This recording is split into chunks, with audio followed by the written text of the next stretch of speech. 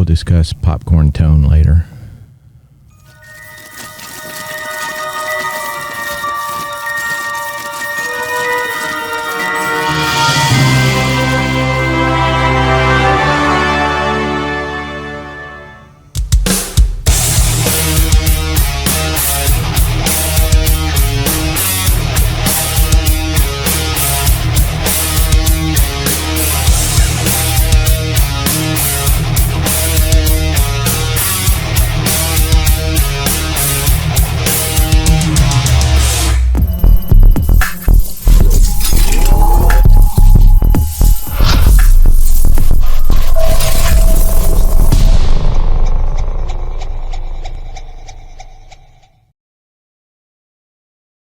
Evening once again. Hi, folks.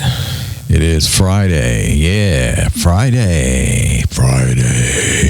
Yes, it is. Sort of excited tonight. As you can see there in the title, we are discussing guitar tones. Yes, we are going there. Yeah.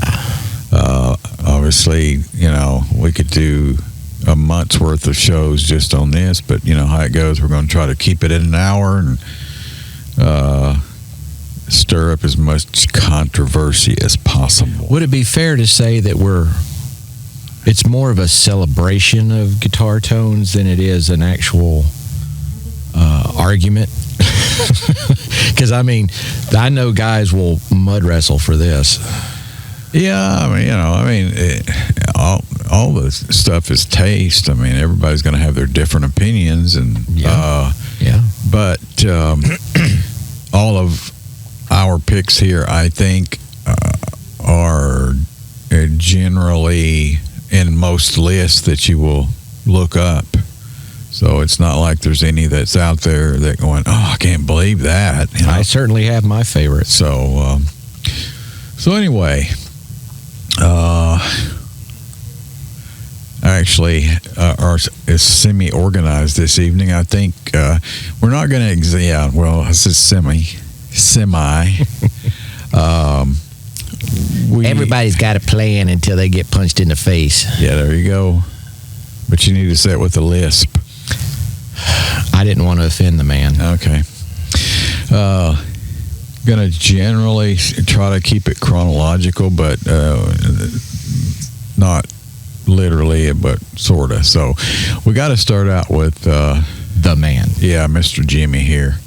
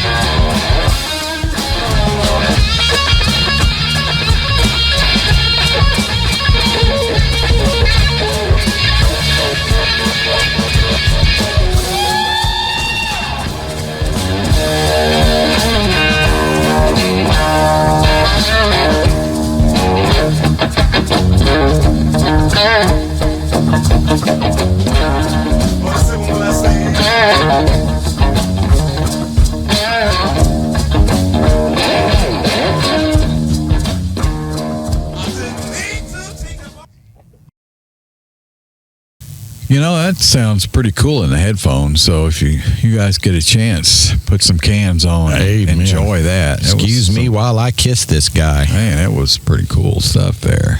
Okay. Well, I don't think there's not much you can say about Jimmy there. I mean, he sort of started the whole thing. Yeah.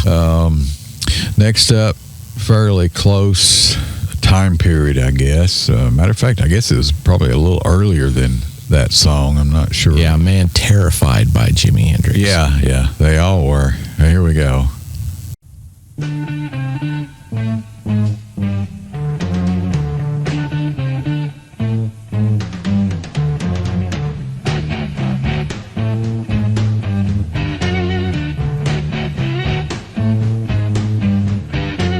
It's getting near dawn when lights close the tired eyes. I'll soon be with you, my love. Give you my dawn surprise. I'll be with you, darling, soon. I'll be with you when the stars start falling.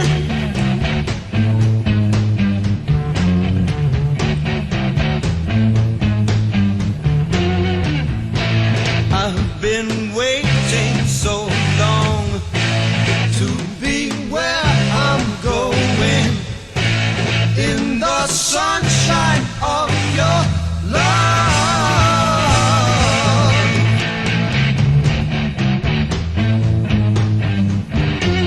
I'm with you, my love,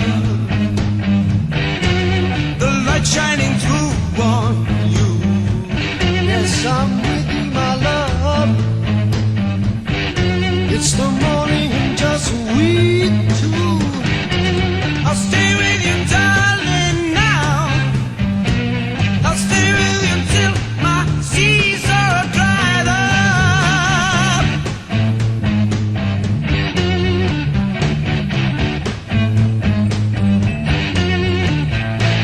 I've been waiting so long to be where I'm going, in the sunshine of your love.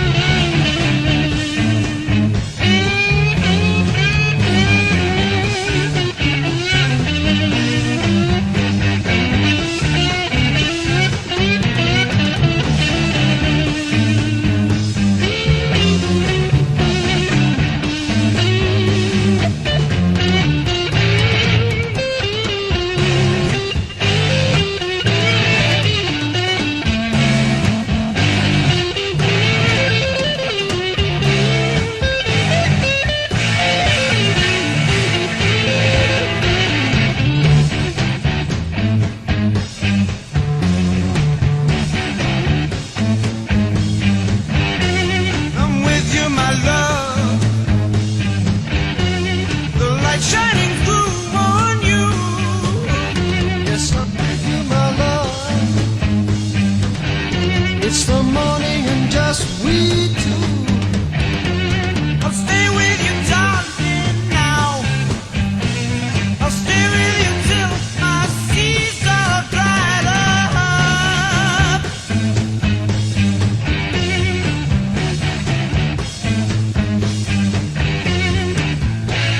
I've been waiting so long.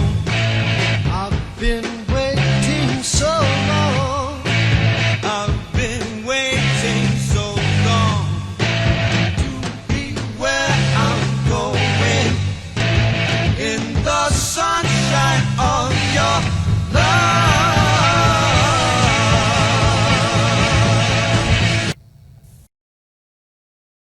Okay, you got any thoughts on that?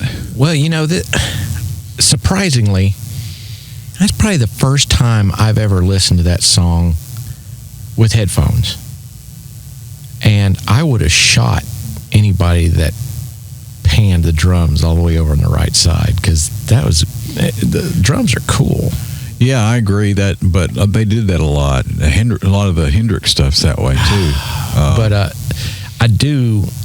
I'm not the biggest Clapton fan, straight up. Yeah, but neither really. Yeah, just like Hendrix, you know when that man's playing. What do you think about Mr. Bruce? I love Bruce. I know we're not talking about that tonight, but I was just thinking, you think he's sadly underrated? We've got our next couple of week shows subjects. Next week's live albums and the week after are bass tones. So I was just wondering if Mr. Bruce should be maybe considered in that, because that was absolutely that. Listening in the headphones too, I heard a lot more of his playing and the tone than I normally would. But yeah, he's drastically underrated. But I do love Clapton's sound on this song. Yeah, it's just, it's iconic. Yeah, back in that time, that was definitely original. Yeah. And speaking of original, this is probably a couple of years later. I'm thinking 71 or 73 or something. Mr. West. I think it's 71. 71, so it's still a little bit later, but not much. And when I first heard, and still today, when I hear this tone on this song, it's I don't think anything ever sounded like that before it. If it did, it was very unusual. And if I remember correctly, he had an unusual setup. Leslie West is who I'm talking about. I think he ran a Sun PA head. That's what that sounds used. About right. It was a big honking big PA head for the day, and he used that. That sticks in my mind. I didn't look it up here to double check it, but anyway, that's one of Hendrix's favorite players too. Yeah. All right, we're gonna go down to the swamp. Let's do it.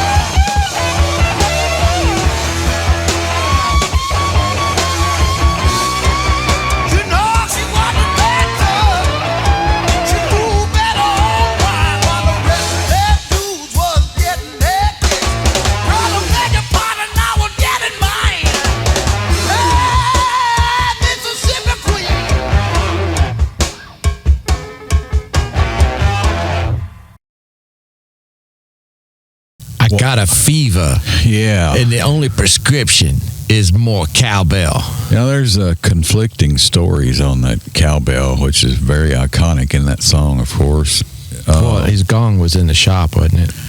It was like, according to him, the drummer, I can't think of his name right now, but Corky Lang. Yeah, Corky. They did several takes to where he was getting fatigued or bored or whatever, counting it in. And so he just started using the cowbell to count it in, for because it's so much easier. Variety. And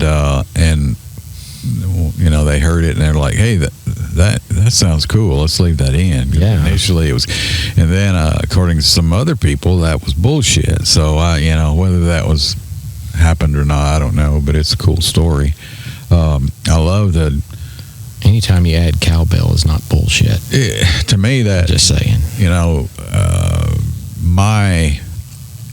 My favorite guitar tones is organic. It has to be organic sounding to me, and it's hard to get more organic than that, because when that song's playing, to me, you can picture it in your head. You can see his hands on the neck, and it's just got that.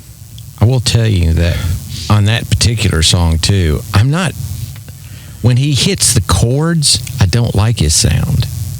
But when he hits the individual notes, and especially when he's soloing, God, what else could be that? It is. I was noticing it's distinctly different to the rhythm and the chords leads. just get so fuzzy. Yeah, and I'm not a big fan of fuzzy. I still say it's one of the most iconic guitar tones in rock for sure. Amen. Speaking of that, coming up next, we're going to slide back a couple of years to late 1969 to a very unique bunch of guys from Birmingham, and I'm not talking about Alabama. One of the most unique things I think about these guys is, and Tony specifically, is I don't think, as iconic, we could have iconic guitar players months worth of shows on that, really. But I don't know of any other ones that literally originated genres of music. That's pretty rare thing to do. There's been ones that took it to different levels and started movements and a bunch of other stuff like that. But, not only did he originate a basic genre of music, but a bunch of subgenres. So anyway, if you hadn't figured out, we'll play a little of this. Do it.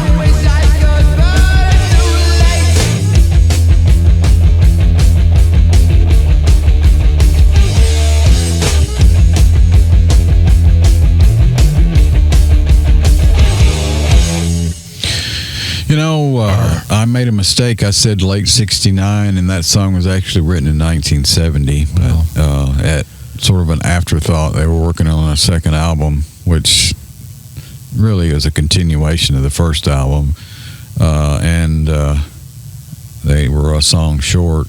Everybody went to the pub and left Tony back at the studio, and he just sort of came up with that riff and banged it out. They came back in after a few pints and knocked it out in about 10 minutes. So,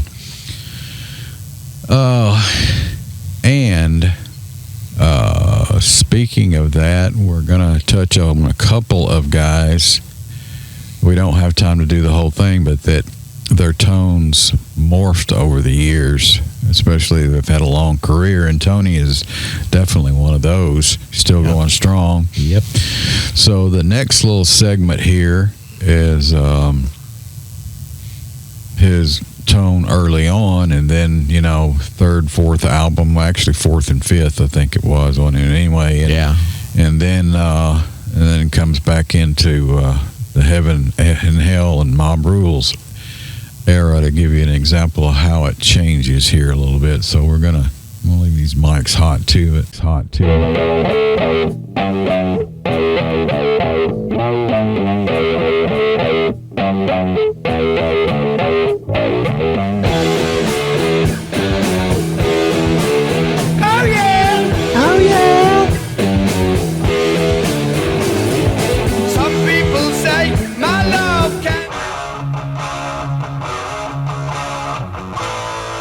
Back to that fuzzy crap.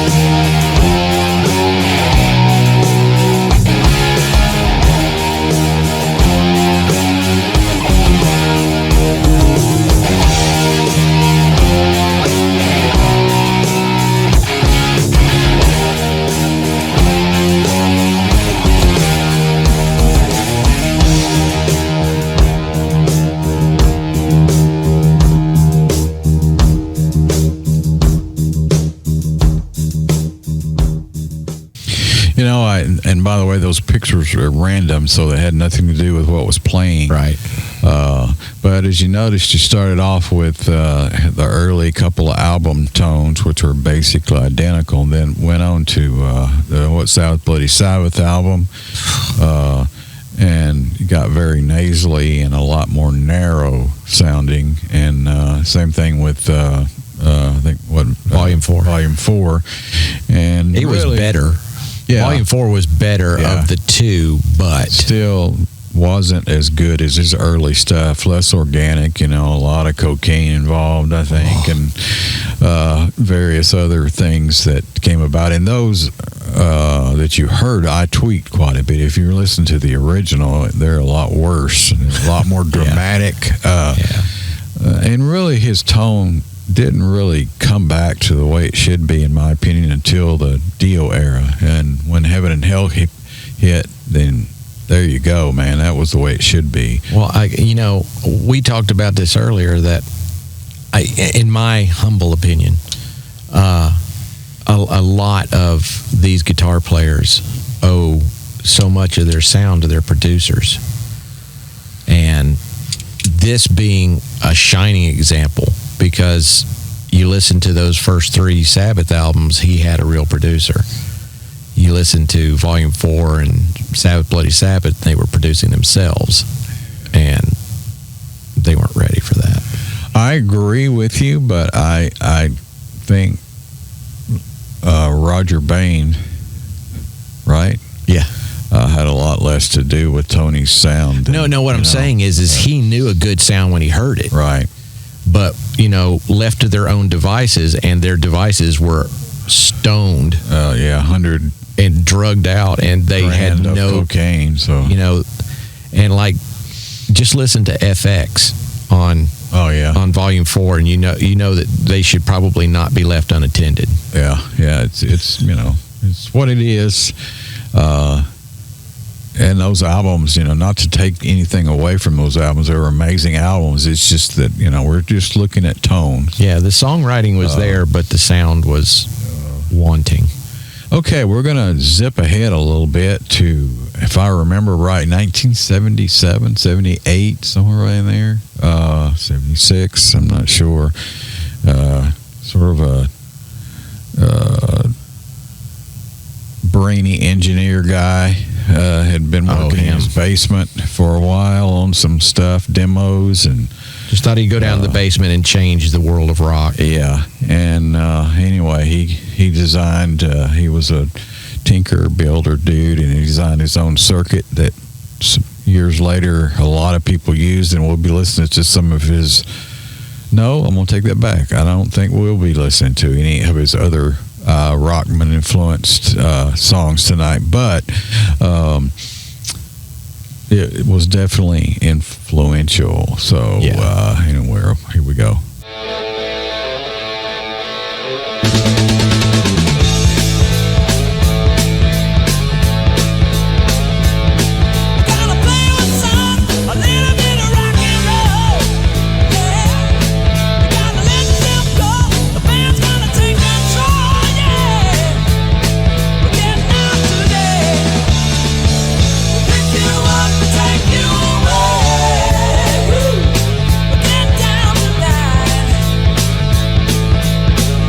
Strong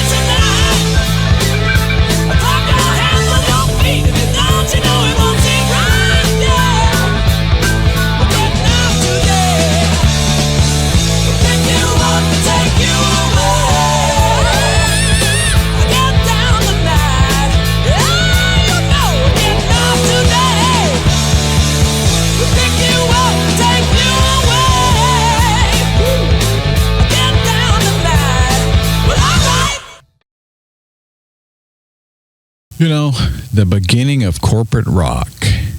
Yeah. What a way to start. Yep. And that album, if you weren't around at that time, it's hard to describe what happened when that came out, the effect it had. I actually think it had more effect than the first Van Halen album on music in general. It was a massive... in my opinion, again, the sound of that album was as influential as the guitar technique that Eddie threw out there into the ethos. It's right. just, I mean, good way to put it. Yeah, it's just, yeah. I mean, that rock Tom did for sound what Eddie did for guitar. Yeah, he designed basically a little headphone amp, really, and it was.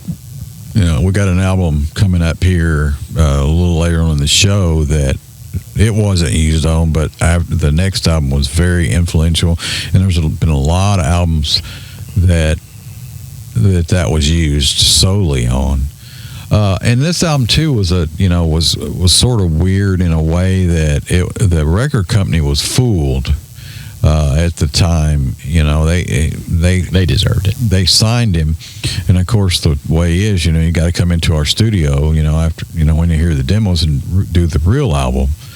Well, he had spent years creating some of these stuff, and so they booked a studio and everything else, and he would, it was basically just fooling. The tracks were all the demos mainly. I think some of the vocals and stuff maybe, but so it's basically a demo album. Yeah. and you've heard the demos, right? Yeah. There's little to no difference. Yeah. And I'll tell you what, another thing, growing up with that album, I didn't realize how impressive Brad's vocals were on it until I heard the isolated vocals on it. It just blew me away, and I know the vocals by heart on the whole album, but hearing the isolated vocals, you ever get a chance to do that? Wow, it's amazing. Insane. That guy was something else, dude. I mean, when it says volumes when they lost him. It took two singers to replace him. Yeah, he was amazing, dude. All right, next guy up. I sort of got indoctrinated with this guy sometime probably 1976, 75 in high school, and there was this stoner dude that I was just always a stoner dude. Yeah, I was, of course, a big Kiss fan at that time. We're talking live in that time, and he said, man, you want to hear some real stuff, man, here you go. And it was an album, it was a live album, and it was a song on it called Two Rolling Stoned. And it hooked me, and I got that album and I wore the album out, and then of course, like you do a lot of times, you go and start listening to the other stuff. And I was lucky enough to see this guy in a club. And it was in the Midwest. A small club, just like you would go see any local band. And I stood in front of him as close as I am to you, Terry, for the whole show, with my mouth open, watching him play. Well, that's rude. Yeah. I'm not sure that's the way I looked, because I was just like, holy shit. He, and this, when he was older, obviously, a lot older. And it was we're talking 90s. Yeah. And he just blew me away. He was just, the chops were all there. The live performance was like the albums, and it was pretty impressive. So I thought at least I'd have to do a little bit of him. And his name is Robin Trower, if you hadn't figured that out with the Two Rolling Stone reference. Here we go.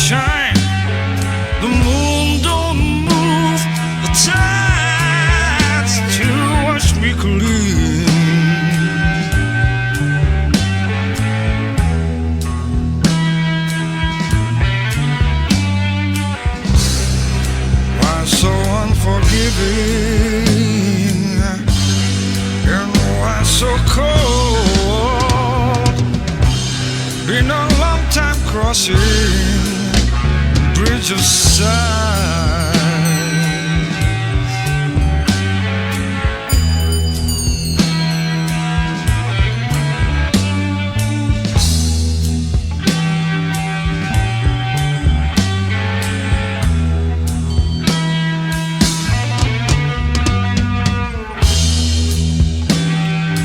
Cold wind blows, the gods look down in anger on this poor child.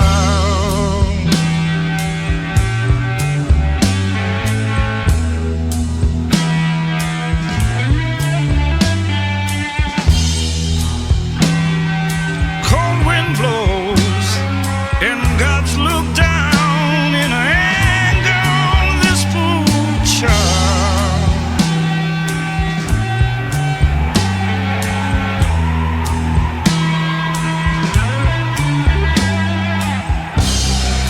Why so unforgiving,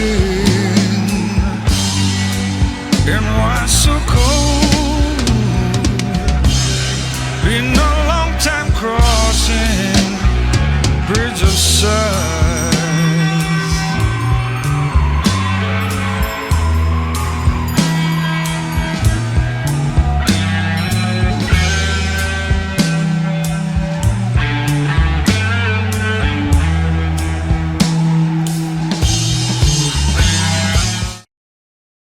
It's sacrilegious to some to cut Mr. Trower off, but I was looking at the time, so I wanted to move on.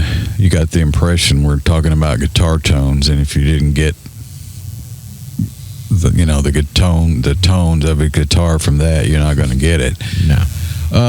Next up is another one of the iconic guys that would always be in these lists, Mr. Van Halen. And I've got 3 tracks of his work from early days, sort of late Roth, and then Sammy, to sort of give an idea of a little bit of shift in his tone. I think he was pretty consistent, but still you can hear the difference, and I apologize in advance. We're not going to play these whole tracks, but we'll play some of it. Here we go.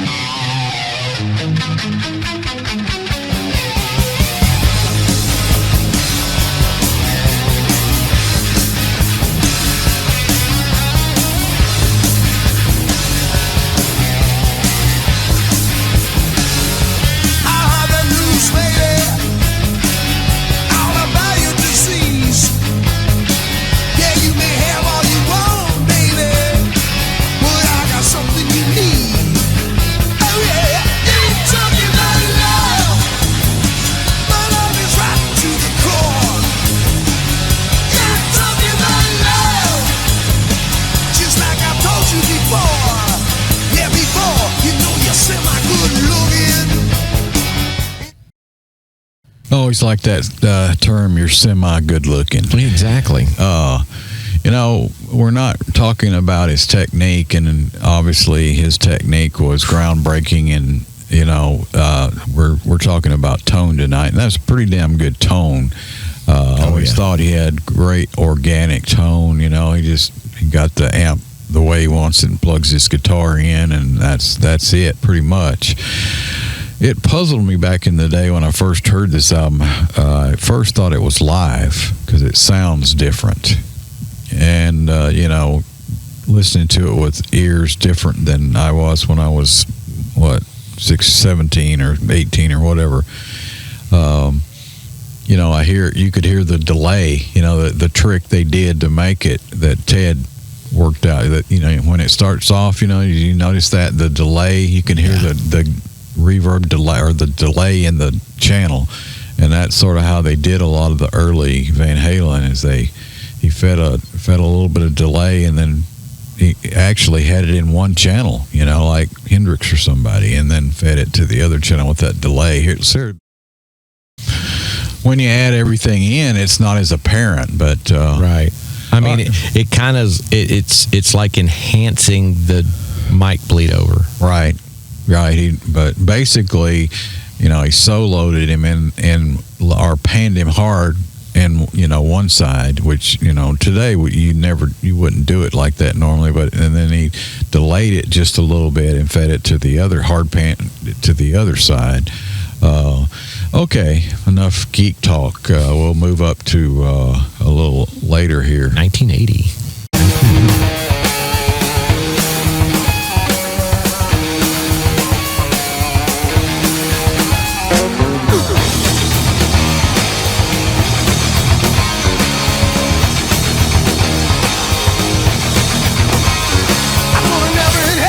Special reason, what's the lie? 'Cause I ain't leaving.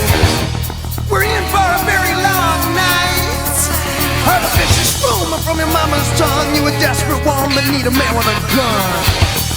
High crime zone in the city of lights. Say the please, can't take it anymore. I beg you please, can't take it anymore. Now, to me, it's a killer tune and all that, but to me, that is not quite as organic and full as is the tone on the just strictly guitar tone. To me, it has a little more mid-range to it. Why that is, I don't know. Sign of the times, But okay, and then we're going to move up to Sammy Hagar era.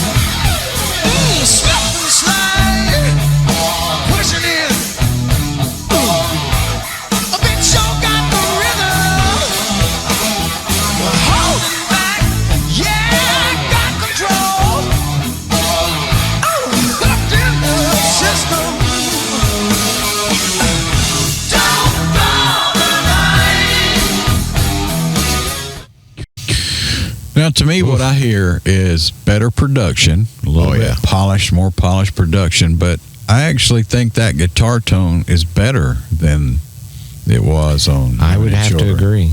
It's fuller sounding, and for whatever reason. And I love how natural it sounds. You can hear his string slides, between when he's playing the riff. To me, that's important because it gives me a visual image of him standing there in front of you, and it seems real. Right. I really like that. Okay, next up. I wish I could remember the date on this album. Early 80s, late 70s, maybe 1980. Whitesnake slided in. 81. 81? I think so. Okay. Well, it had sort of a staggered release because it was released in Europe with a one mix, and then Coverdale fired everybody and hired new guys. That doesn't sound like him. No, and they re-recorded some parts, and then there's different mixes, American mixers and rest of the world mix, and this one. They sort of took, in my opinion, it's a total remix, but they combined those. They sort of, some of the best, parts of the American mix and the European or otherworldly mix of this song, and it sounds really good. So we're talking about John Sykes right here, I think, on this version, because I know some overdubs were done on the American version, but I'd really have to go look it up to see exactly what happened. But anyway, great guitar tone, I think. Here we go.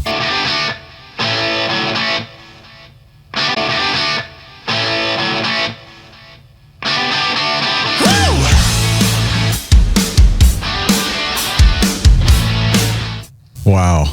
I just got to say something about Cozy Powell's kick drum, man. Jesus Christ. Holy shit. Let's do that again.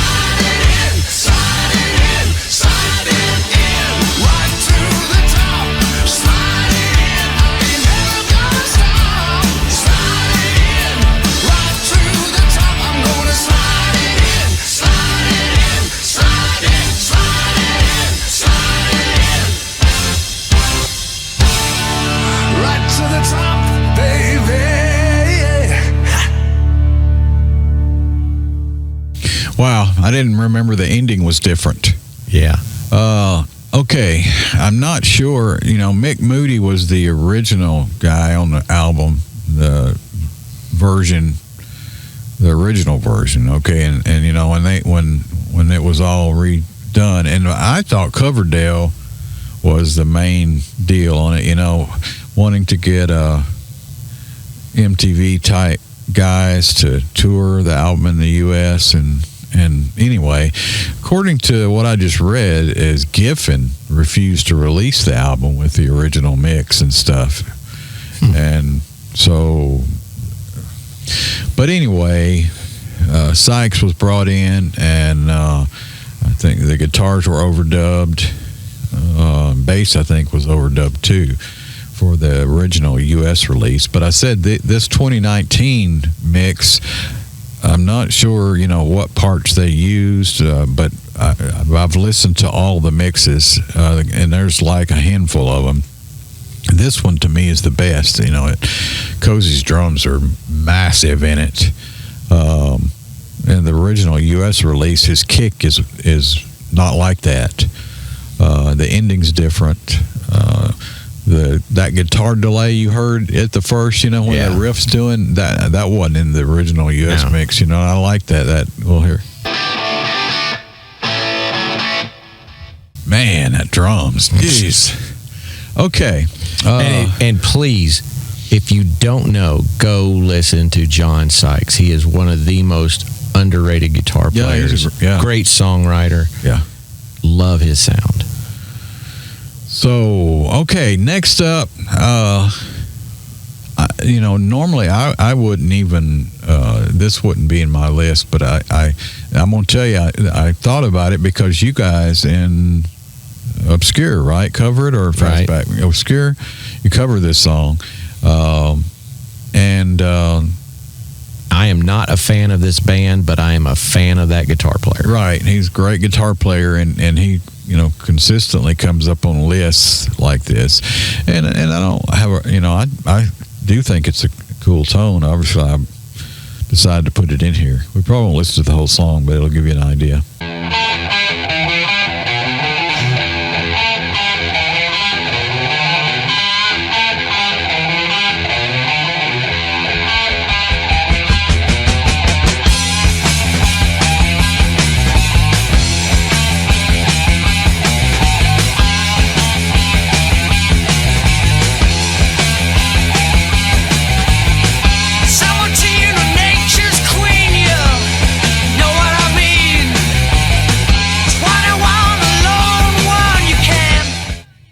Well, we're running it. I would play it a lot longer, but we're running short on time here.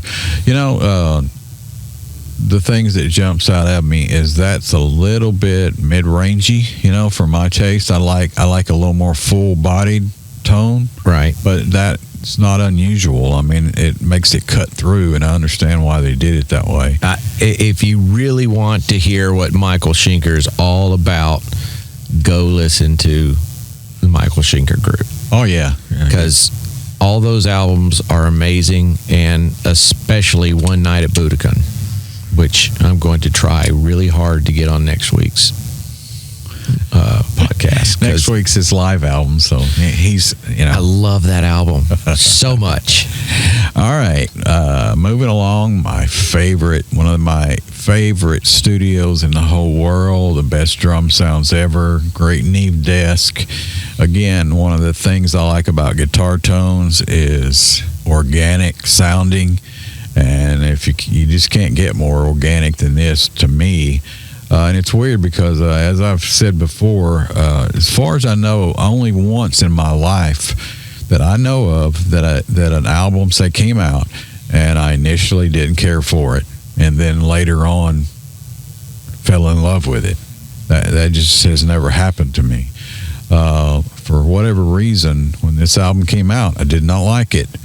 It was all over MTV, and I didn't care for it, and now it's one of my favorite albums of all time. So it's really weird why that is. I don't know, because I maybe think a couple of reasons. It was saturated at the time, and it was different.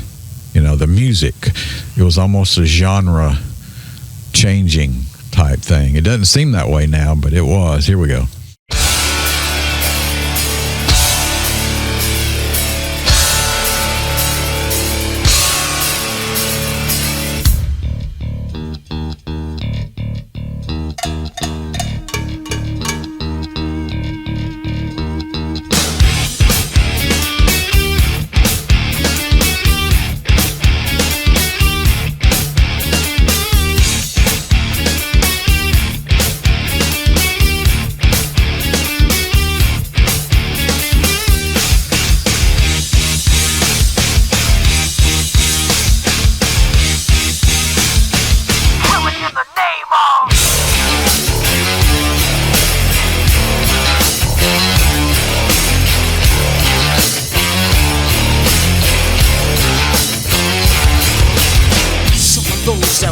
Forces are the same that burn crosses. Some of those that work forces are the same that burn crosses. Some of those that work forces are the same that burn crosses. Some of those that work forces are the same that burn crosses.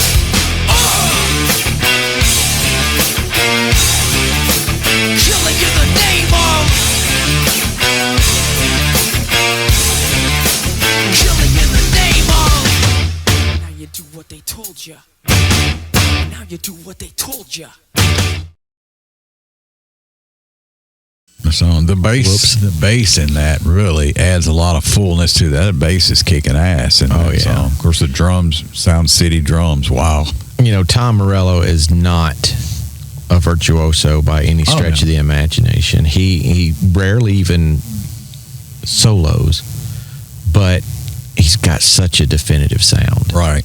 And he knows how to use it. I agree. Absolutely knows how to use it. I think it's amazing. The whole album is. Okay, moving on. We talked about Tom Schultz and the Rockman.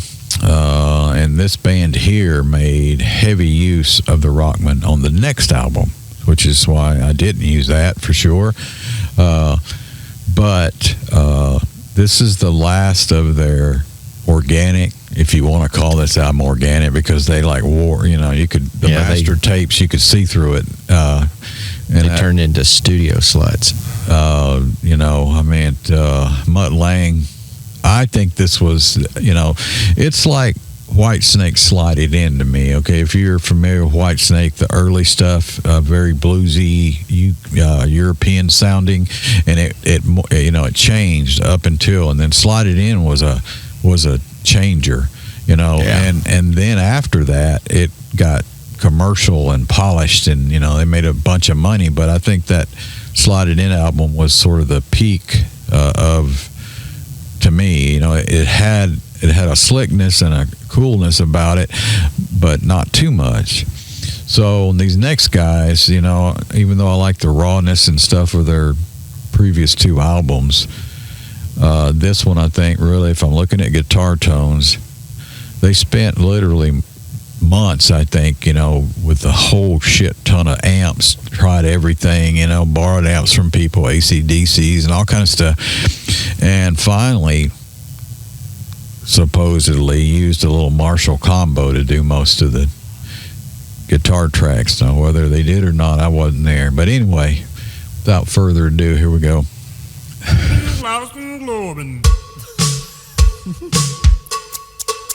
All right.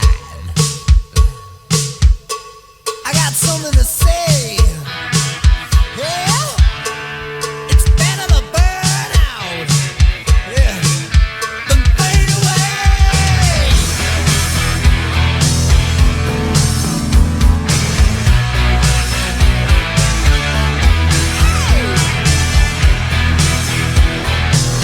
Gonna start a fire. You know what I'm talking about. Come on, rise up, gather round.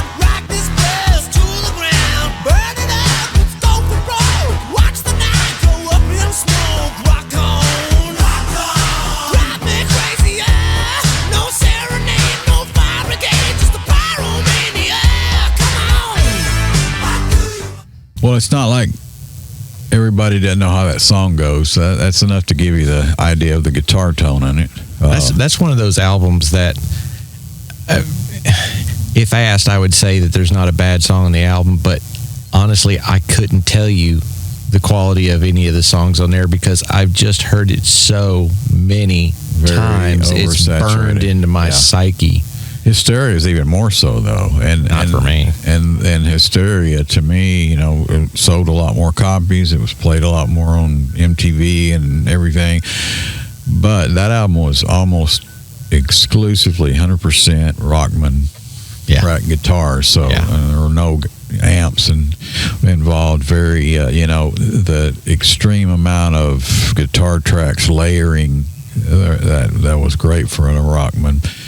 But for tone wise, they're early like High and Dry and In Through the Outdoor or whatever. On Through the Night. On Through the Night. Yeah. Why do I always say that? In Through the Out. That's a Led Zeppelin. Yeah.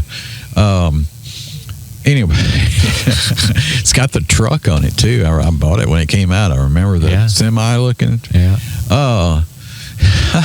It was carrying the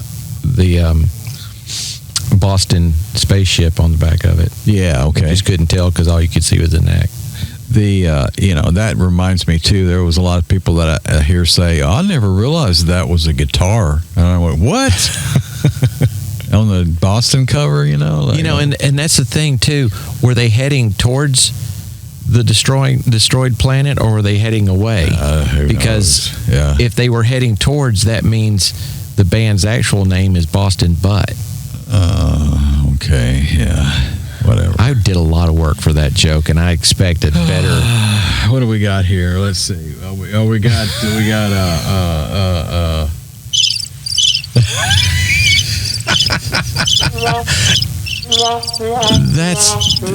That's totally uncalled for, sir. Totally. Okay. Where are we at here? I lost train of thought. Okay, so anyway, the rawer sounding early stuff, I could have picked a couple of songs off of there, but I still think Power Mania has a better tone, and that's what we're looking at tonight. All right, moving on. A little bit, I know you would have probably picked another song on this one, but we're going to go with these guys. A Monday warrior, mean stride. Today's Tom Sawyer, mean pride.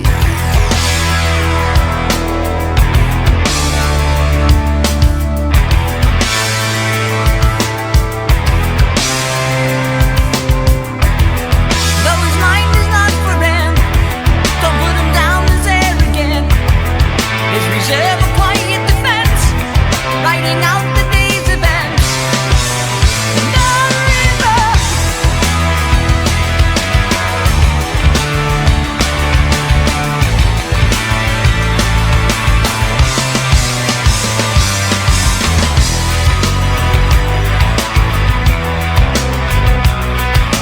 What you say about his company is what you say about society. Catch the mist. Catch the myth, catch the mystery, catch the grip. Wow, that Rickenbacker growl in there, that makes the hair stand up on my arm a little bit, even though we're talking about guitar tones tonight. All right. That was not a bad choice because it was, Lifeson's sound morphed quite a bit after this album.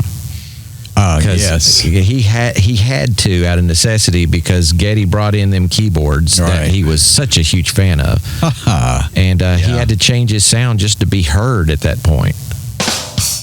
So, it's on now, folks. It's on. So,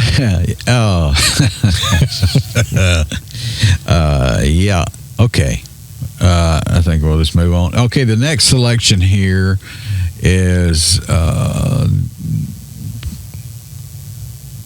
I would have my favorite album by these guys is their first album, and I'm sure a lot of other folks would have picked some of the other couple albums following, but guitar tone strictly wise, I think this is a pinnacle for them. Now and especially since after this album, every tone went down. You know, it was like unlistenable to me. But this tone here, these guys, they did it.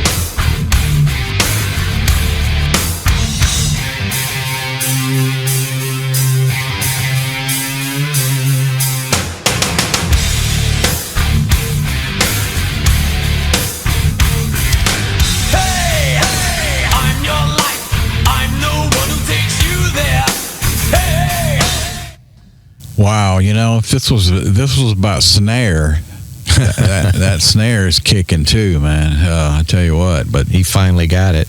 That was a killer snare, and later on, you know, let's bring in the trash cans. But I can't even believe how they even would think about running something. That's when he was being endorsed by Rubbermaid, right? Whatever, Jesus. But man, that snare was kicking, even though we're not talking about. But yeah, that's, you know, I can't see anything wrong with that guitar tone. I mean, if that is not the most brutal thing, yeah, it's definitely cooking, and very organic.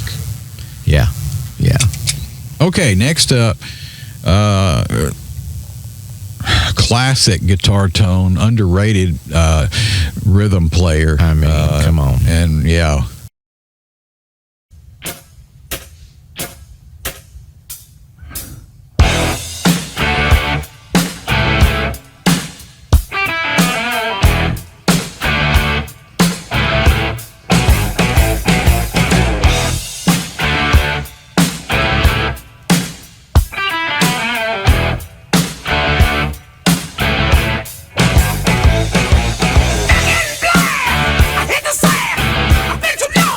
You know, I mean, Angus gets all the limelight, but his brother Malcolm, man, that rhythm Malcolm tone, wrote all the stuff. Yeah, he's pretty badass. You know, I just realized in the headphones too, there was some. I don't know if it was drummer or one of the guys. Did you hear that? The counting? Yeah. Let's hear that again.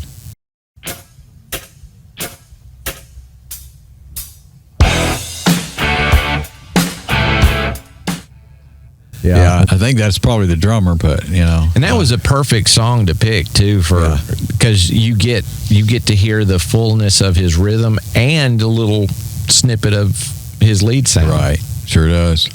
All right, we're coming up here about where I wanted to be, but I'm going to let this last one play because it's just too important. Exactly. There's a guy that started in this band, 73 or something? I don't know, early 70s. Earlier than that, really. Yeah.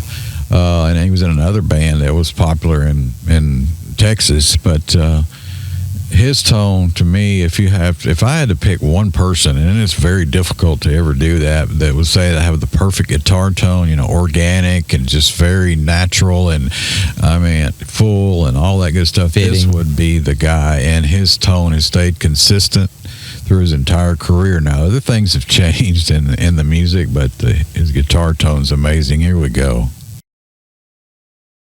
I'm nationwide. 3, 4.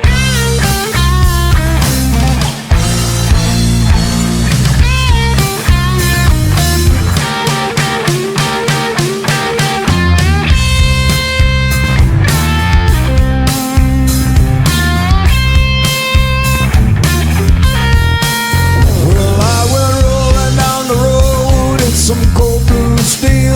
I had a blues man on my back. You did too, shoot out the wheel. Going downtown in the middle of the night with like banana juking, feeling alright. 'Cause I'm bad, amazing white. Yes, I'm bad. I'm nationwide.